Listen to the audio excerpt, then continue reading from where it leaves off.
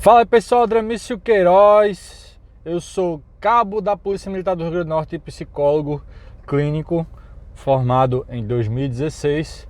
Hoje eu vou contar um pouco como eu cheguei até a PM, como eu cheguei a me tornar policial militar, certo? Vou contar toda a trajetória. Então esse é um vídeo que não dá muito views, não dá muita visualização, não dá muito like. É para aquele inscrito raiz, para aquele cara que acompanha o canal há muito tempo. Então eu vou contar um pouco da minha história. Quero que você já deixe o like, se inscreva no canal, que é importante para a gente atingir o mais rápido possível 200 mil inscritos. Quanto mais inscrito, quanto mais like, mais vídeo, mais eu trabalho. Quanto menos inscrito, quanto menos like, o canal vai ficando abandonado, porque eu faço vídeo quase todo dia. É o seguinte, meu pai, vou contar um pouco para vocês entenderem.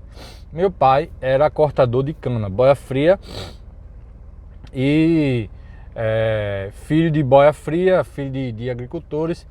Minha mãe, a minha avó, era lavadora de roupa, né? Então ela lavava roupas. E meu pai, quando meu avô morreu, meu avô teve isso lá no engenho Pantorra, lá perto do Cabo de Santo Agostinho, ali para aquela banda de Pernambuco. Quando meu avô morreu, teve uma crise de verme. Naquela época não tinha remédio de verme, nem remédio para piolho tinha. Quando meu avô morreu, né, minha avó sozinha no mundo pegou esses meninos tudinho, isso lá num sítio que não tinha nada, só tinha negócio de cano. Então como é que meu pai trabalhava? Meu pai recebia, cortava a cana, tinha que cortar, tinha uma meta para ele bater e ganhava muito pouco. Era humilhado lá, podia receber dinheiro. Ainda cheguei a ver isso porque meu pai me levou lá, né? Num dia você chegava na semana para receber dinheiro, ficava 3 pessoas numa mesa assim para pagar, você formava uma fila e uns caras armados ao redor para proteger o dinheiro. Então meu pai sofreu muita humilhação na infância. Então essa era a visão do meu pai. Então minha avó veio para a cidade, morar ali no Corco da Batalha, onde foi o Corco, o Monte dos Guararapes, ali onde teve aquela batalha lá, tal. E eles começaram a passar fome, né? Então literalmente eles chegaram a pegar galinha de macumba para comer, pegar até rato, meu pai conta que eles comeram. E aí na igreja, meu pai conheceu a minha mãe, né? Quando eles estavam indo para a igreja, casaram-se. E meu pai começou a trabalhar de borracheiro. Meu pai trabalhou de borracheiro, trabalhou um monte de coisa. Enfim, chegou a ser SG da Chesf. Começou a trabalhar como SG. E lá dentro ele descobriu que tinha uma prova para fazer para ser eletricista. E aí ele foi e fez. Meu pai só tinha até a 5ª série. Fez essa prova, passou e se tornou eletricista, concursado e tal. E qual era a visão do meu pai? A visão do meu pai era que ter filhos, para que os filhos pudessem ajudar em casa, ajudar ele, né? Então, ter uma renda, ter um emprego. Então meu pai sempre, você tem que ter um emprego. A minha família toda não se preocupava com estudos. Você não precisava estudar, você tem que trabalhar. Para eles, naquela época, para gente que era muito pobre, o bom filho é o filho que trabalha, é o filho que traz dinheiro para dentro de casa. Não ouvia falar de vestibular, não ouvia falar de terminar os estudos. Tanto é que meus colegas tudinho paravam na 5ª série, né? Paravam na 5ª série para trabalhar. Quando eu cheguei na 5ª série, meu pai arrumou um emprego para mim numa farmácia. Então eu comecei a trabalhar, ele arrumava um monte de emprego. Eu cheguei a ser embalador de supermercado lá em Pernambuco. Você chega lá em Pernambuco, tem uma pessoa embalando, você dá uma moeda. E aí fui entregador de água mineral, em farmácia, enfim, tudo que você imaginar meu pai arrumava para me trabalhar. Porque para ele, o filho top, para aquelas famílias da época, era a visão daquela época. Era o cara que tinha emprego, que todo dia trazia um dinheirinho. Então, a visão deles era essa: arrumar um emprego de carteira assinada era um sonho, era o auge da carreira naquela época, era você arrumar Então eu comecei a correr atrás de emprego de carteira assinada, consegui meu primeiro emprego de carteira assinada. Eu era o top nesse primeiro emprego, na farmácia. Eu era o cara que varria melhor que todo mundo, eu era o cara que lavava o carro do patrão melhor que todo mundo, então fazia tudo. Tanto é que eu comecei a abrir a farmácia sozinho. Comecei a dirigir o carro do patrão, eu era o top daquilo ali. E comecei a juntar meu dinheirinho e tal, e meu pai, e meu filho venceu na vida. Era a visão daquela época, né? Pra você ter ideia. Então, quando um belo dia tive o desentendimento com meu patrão, e por eu ser o melhor funcionário, mesmo assim ele decidiu me demitir. Beleza, sofri, trabalhei tudo que é de coisa novamente, e aí fiquei dependendo de emprego. Por mais que eu fosse o melhor, eu sempre era demitido. Por quê? Por algum outro motivo. Eu disse, rapaz, essa parada de carteira assinada é uma ilusão. Essa parada de carteira assinada. E aí eu disse, meu irmão, que futuro é esse, bicho? Que essa galera tem de ter carteira assinada? Qual é o futuro dessa galera? Aí eu percebi que o futuro era você trabalhar e se estabilizar no emprego para chegar ao máximo de tempo e se aposentar. Eu digo, meu irmão, que negócio sem futuro, bicho. Aí vi meu tio. Teve um parente meu que com 40 anos ele não conseguia se recolocar no mercado de trabalho. E aí ele foi demitido. E por ter 40 anos, a galera não queria mais trabalhar com ele, porque ele era muito velho. Então eu disse, meu irmão, eu sou descartável nesse mercado. E aí eu conversando com algumas pessoas, você tem que ir para o concurso público, porque o concurso público tem estabilidade, você nunca vai ser demitido. Eu disse, meu irmão, tem que entrar nessa parada. Qual o concurso mais... Aí vi um monte de concurso para SG, sempre eram poucas vagas, 10 vagas, 5 vagas. Então a concorrência era muito grande. Qual o que tem menos concorrência? Menos concorrência, PM ou ser policial, tudo que eu sempre queria. Mas eu não sabia como chegar até lá, não sabia o que fazer, não sabia como passar, porque eu achava que para ser policial era uma coisa impossível, então eu nem tentava, ia conseguir outra coisa mais fácil. Eu achava que ser ASG era mais fácil, mas por incrível que pareça, para ser ASG é mais concorrido do que ser policial. Para ser coveiro é mais concorrido do que para ser policial. Tá maluco, Queiroz? Meu irmão, para 1.500 vagas, a PM Pernambuco chama 7.500 pessoas. A PM São Paulo chama 14 mil pessoas para as outras fases. Então, por aí você tira. Para coveiro são 2 vagas, uma no máximo, né? Então, cogitei até fazer prova para coveiro. E aí, fiz minha primeira prova para PM, abri inscrição, eu não entendia nada de concurso, não sabia nem que tinha que estudar antes. Você faz uma prova, eu achava que era até proibido de estudar. Você faz a prova e vai. E aí eu fiz minha primeira prova e eu consegui ser classificado, não dentro das vagas. Eu acho que eu fiquei 11 mil. E eu vi minha classificação, a concorrência na época deu 100 mil e pouco. Eu fiquei 11 mil, sem estudar, sem nada, né? Não consegui ser chamado para o teste físico. E eu fiquei muito empolgado, porque aí eu fui conversar com um colega meu, bem ignorante, que esse cabra bruto, e disse, porra, tu tem que estudar, cacete, tu tem que estudar, infeliz. Eu disse, calma, pô, mas como é que se estuda?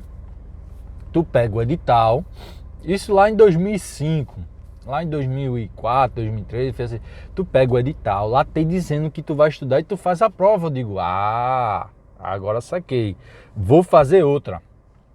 A prova da PM do Rio Grande do Norte. E aí meu pai foi, pagou minha inscrição, pagou minha passagem e tal.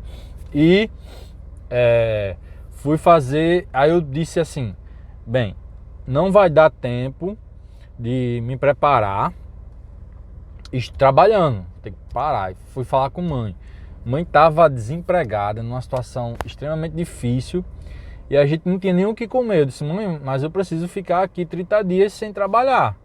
Eu me lembro que mãe comprava fígado, mãe comprava bofe, tripa, coisa bem barata pra gente comer, né?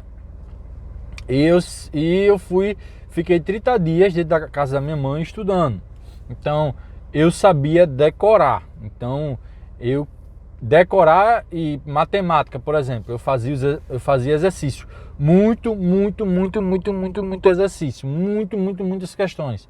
Naquela época, eu peguei muitos livros de matemática. E tudo que pedi no edital estava nos livros de escola que eu peguei gratuitamente.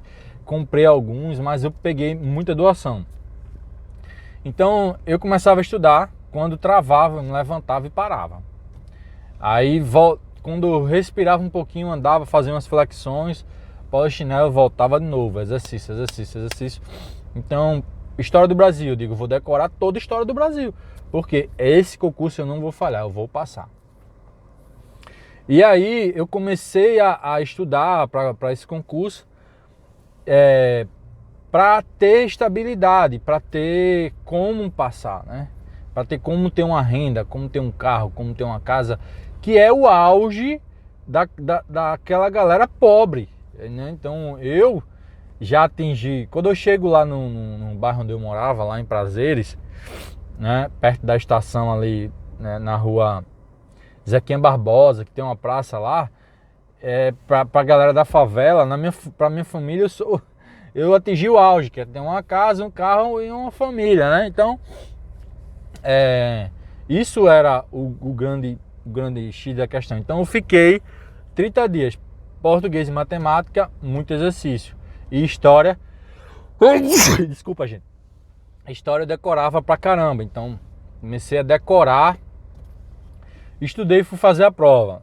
Quando eu fui fazer a prova, teve uma fraude no concurso, e aí o concurso foi adiado, fiquei esperando, enquanto eu esperava, digo, vai sair a qualquer momento, vou só fazer exercício, fiquei só fazendo exercício. Quando, tudo prática, quando chegou a prova, eu cheguei na parada de ônibus, a prova era de 1 hora da tarde, eu cheguei às 8 horas na parada de ônibus, porque eu não sabia onde era o colégio e tal.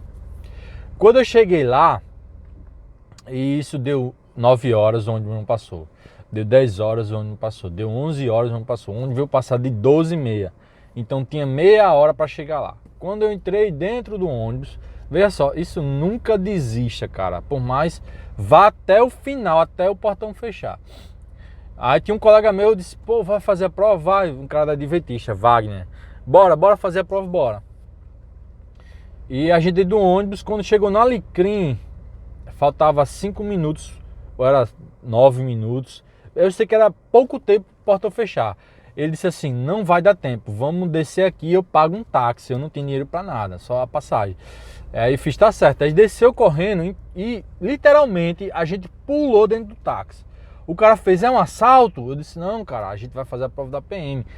Toca pra praça lá, que era uma praça que tinha pra fazer. Eu fiz a prova no Ateneu e como ele tava pagando táxi, o táxi parou em frente. E eu disse, aonde é o Ateneu? Ele fez, é para aquela direção.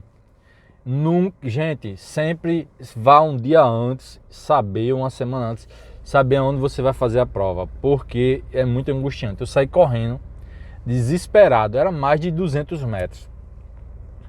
Quando eu entrei na rua, tinha uma mulher fechando o portão, ela fez, venha, ela teve pena de mim. Então ela esperou entrar. Quando eu entrei, ela fechou o cadeado. E eu vomitando e sem força, sem nada, ela fez, calma, jovem, bota aqui suas coisas. Eu botei e saí correndo. Ela, calma, você vai fazer a prova, você já está dentro do colégio, eu vou levar você até a sala. Quando eu cheguei na sala, eu já sabia o poder da respiração, né? Eu já estudava. Se você quer um curso de respiração, eu posso dar um curso de respiração profunda. Eu trabalho muito a respiração. Então comecei a respirar lentamente e a expirar lentamente. Aquilo me trouxe o equilíbrio e eu fiz a prova. Lembrando, cada livro de história eu li 3 vezes e muito exercício. Português e matemática eu tirei o básico para passar. E como eu já tinha decorado muito história e geografia naquela época, de 20 questões eu acertei 18 de história. Então eu tirei uma nota muito alta em história, e muito alta, foi o que me alavancou. Mas eu era um cara, assim, muito considerado burro. Não tinha prática de leitura, não sabia ler. Se você não lê, nunca leu, eu nunca tinha lido 2 páginas, você vai ter dificuldade.